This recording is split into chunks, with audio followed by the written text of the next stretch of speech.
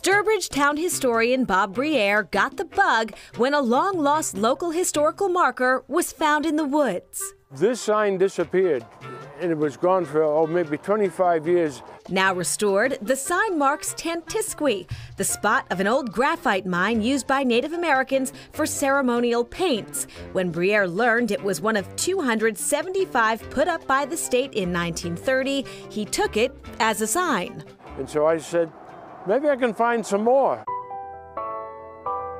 Using an old book as a guide, he began a quest for the markers, taking pictures of what he found. I just started out and I'd do 3 or 4 a day. His tally, about 150 are still standing. We talked about this being like a treasure hunt. You find when you've been looking for it, and there it is. And you say, yes, there it is. Now, one might assume that the marker hunter is a solitary creature, and most of the time that's probably the case. But Bob Briere saw it as an opportunity to use a unique pickup line, and it wasn't, "What's your sign?" No, he offered to literally pick up Sylvia Buck and show her a good time. All the mile markers from Boston to Springfield. Yes. And she said, I'd like that. I said, wow, okay.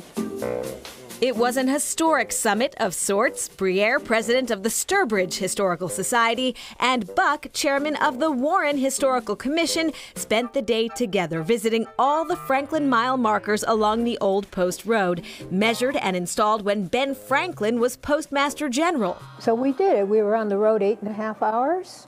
I came back and I thought, that was really nice. It was the beginning of a beautiful friendship. More excursions followed, and the rest, as we are unable to resist saying, is history.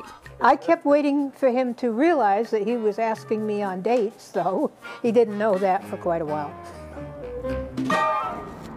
A more solitary passion has driven Michael Herrick to the southern Berkshires from his home in Connecticut. Now see a sign on top of that building over there. A little white house. I have to go take a look at that.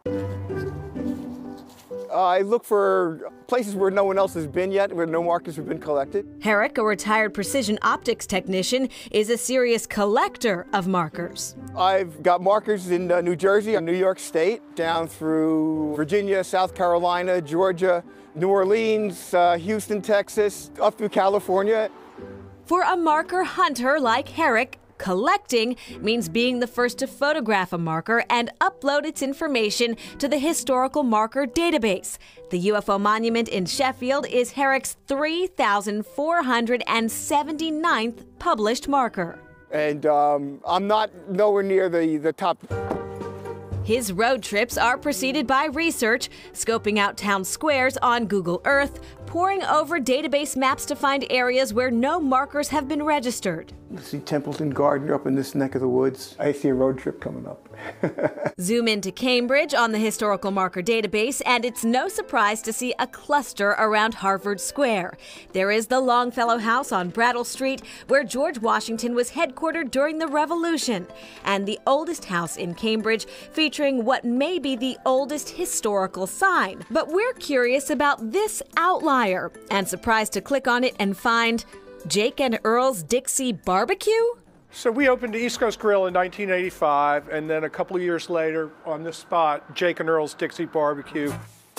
Chris Slazinger, the James Beard Award-winning chef behind such favorites as the East Coast Grill, the Blue Room, Westport's Back Eddy, and currently the Automatic in Kendall Square. On the spot stood Jake and Earl's Dixie Barbecue, a favorite hangout of local patriots. When he closed the beloved Jake and Earl's, he deemed it plaque-worthy. Still one of Paul Revere's favorite stops for Q on his way back to Lexington, and his cry can still be heard in Inman Square, "The British are coming, hide the burnt ends."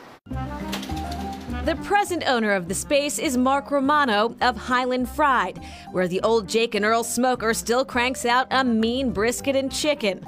Romano says he pulled some shifts at Jake's back in the day, and as long as he's here, that plaque stays. It could be some like bad juju there if we take that thing down, so we're just going to keep it right where it is.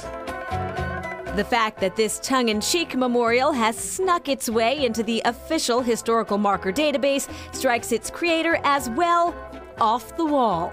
So is that serious?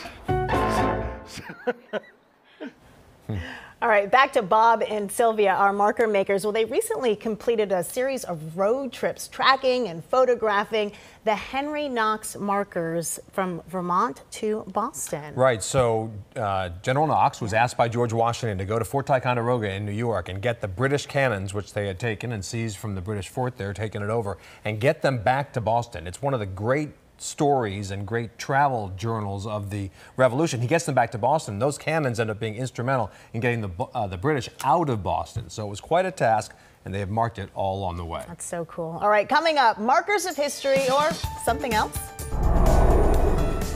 We're literally